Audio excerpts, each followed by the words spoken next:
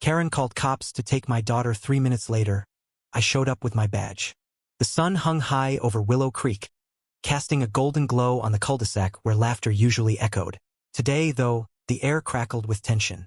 Karen Mitchell, the neighborhood's self-appointed guardian, stood on her manicured lawn, arms crossed, her phone still warm from the 911 call she'd just made. Her eyes gleamed with righteous indignation as she watched the police cruiser pull up. She'd had enough of the trouble next door me daughter, Lily, playing too loudly, her soccer ball rolling into Karen's pristine flower beds. To Karen, it wasn't just a ball. It was an invasion, a personal affront. She'd warned me before, her voice dripping with condescension, that children like Lily needed stricter discipline. I'd brushed it off, thinking her complaints were petty. I was wrong. Lily, my 8-year-old, was everything to me.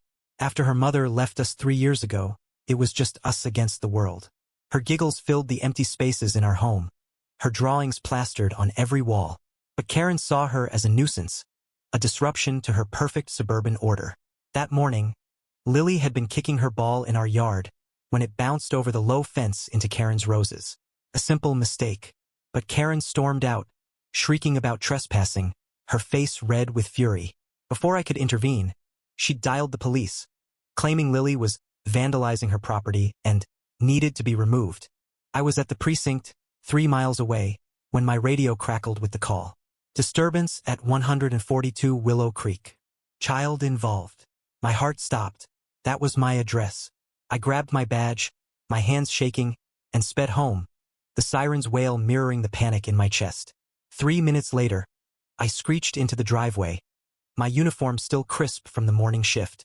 There she was, Lily, standing on the sidewalk, clutching her stuffed bunny, her eyes wide with fear. A young officer, rookie by the look of him, stood beside her, his hand hovering near her shoulder, unsure. Karen was there too, her voice shrill as she gestured wildly, recounting her version of events to the officer. She's out of control. Her father's never around. Someone needs to do something.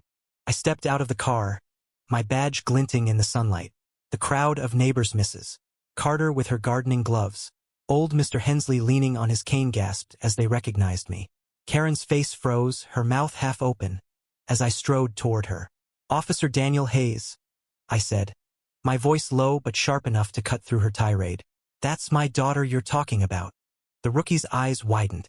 Sir, I didn't know. Step away from her, I said, my gaze locked on Karen. Lily ran to me, burying her face in my side.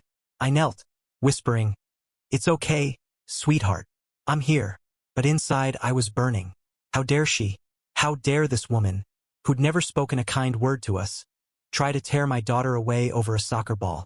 Karen recovered quickly, her chin jutting out. You can't intimidate me, Daniel. I have rights. She destroyed my property.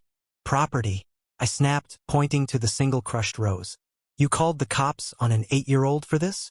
The rookie shifted uncomfortably, clearly caught in the middle. The neighbors murmured, some nodding at Karen, others shaking their heads. I could feel their eyes on me, judging, weighing my every word. Then, a new voice cut through the chaos. Karen, enough. It was Mrs. Carter, the quiet widow who rarely spoke up. She stepped forward, her gloves still dusted with soil. I saw the whole thing. Lily's ball barely touched your flowers. You've been gunning for this family since they moved in. The crowd stilled. Karen's face flushed crimson. That's not true, she sputtered. I'm protecting our neighborhood. Mrs. Carter didn't back down. You're bullying a child to feel powerful. I've watched you for years, Karen. You pick fights, you spread rumors. But this is too far. The twist hit me as hard as it hit Karen. Mrs. Carter, the woman who'd always stayed out of drama, was calling her out in front of everyone. Whispers rippled through the crowd. Karen's allies, her book club friends, her HOA cronies looked away, suddenly silent. The rookie cleared his throat. Ma'am, if there's no real damage, this doesn't warrant further action. Karen's eyes darted around, searching for support, but found none. She opened her mouth, then closed it, her defiance crumbling. Without a word, she turned and stormed back into her house, the door slamming behind her. I held Lily close, her small body trembling. The rookie apologized, promising to file the report as a misunderstanding. The neighbors dispersed, some offering sympathetic nods, others avoiding my gaze. Mrs. Carter lingered, placing a gentle hand on Lily's shoulder. "You're a good girl," she said softly. "Don't let anyone tell you otherwise." That night, I tucked Lily into bed, her bunny tucked under her chin. She looked up at me, her voice small. "Why does she hate me, Daddy?" I swallowed the lump in my throat. "She doesn't hate you, sweetheart. Some people just lose sight of what's important." But as I kissed her forehead, I knew the truth was uglier. Karen's call wasn't just about a flower bed. It was about control, about her need to dominate, to judge. And Lily, my bright, beautiful girl, had been caught in the crossfire. The next morning, I found a note slipped under our door. It was from Mrs. Carter, written in her neat, looping handwriting. "You're not alone, Daniel. We see you." Attached was a petition, signed by half the neighborhood, demanding Karen step down from the HOA board. It wasn't justice, not really. Karen would still be next door, still watching, still waiting for her next chance. And Lily would carry the memory of that day, the fear of being taken from me, for far too long. The bitterness of it lingered, a heavy weight in my chest. I'd protected my daughter this time, but at what cost? The neighborhood was fractured, trust eroded. Karen's call had exposed not just her cruelty, but the fragility of the community we tried to call home. What do you think? Where does justice lie in a conflict like this, when personal grudges tear at the fabric of a community?